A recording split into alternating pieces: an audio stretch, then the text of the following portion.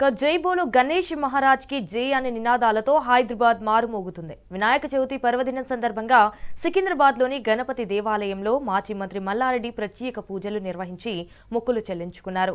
అనంతరం ప్రజలందరికీ వినాయక చవితి శుభాకాంక్షలు తెలిపారు.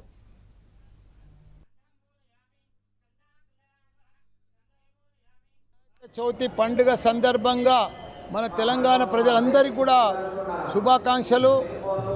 నేను ఈరోజు సికింద్రాబాద్ వినాయక చవితి వినాయకుని గుడికి టెంపుల్కి ఈరోజు దర్శనానికి వచ్చిన. ప్రతి సంవత్సరము నేను చిన్నప్పటి సంది కూడా ఈ గుడికి వినాయక చవితి నాడు దర్శనం చేసుకుంటున్నా. ఈ భగవంతుని దగ్గర ఏ మొక్కినా ఇవన్నీ కూడా సక్సెస్ అయినాయి. నేను ఎంపీ కావాలనుకున్న ఎంపీ అయినా, మినిస్టర్ కావాలనుకున్న మినిస్టర్ అయినా, మళ్ళీ ఎమ్మెల్యే కావాలనుకున్న ఎమ్మెల్యే అయినా, మళ్ళీ నేను మంచి యూనివర్సిటీలు పెట్టాలనుకున్న 3 యూనివర్సిటీలు కూడా వచ్చినాయి. మంచి స్టూడెంట్స్ను ప్రపంచమంతా కూడా తగ్గట్టుగా స్కిల్ తోటి టెక్నాలజీ తోటి మంచి స్టూడెంట్ను కూడా తయారు చేస్తున్న. ప్రపంచమంతా కూడా మన తెలంగాణ పిల్లలు ప్రపంచాన్ని ఏలే సత్తకు తీసుకొస్తున్న భగవంతుడు ఆ శక్తి ఇస్తున్నాడు.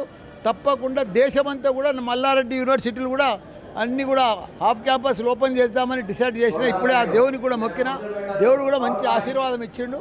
ఎప్పుడు కూడా జై బోలో గణేష్ మహారాజ్ కి జై.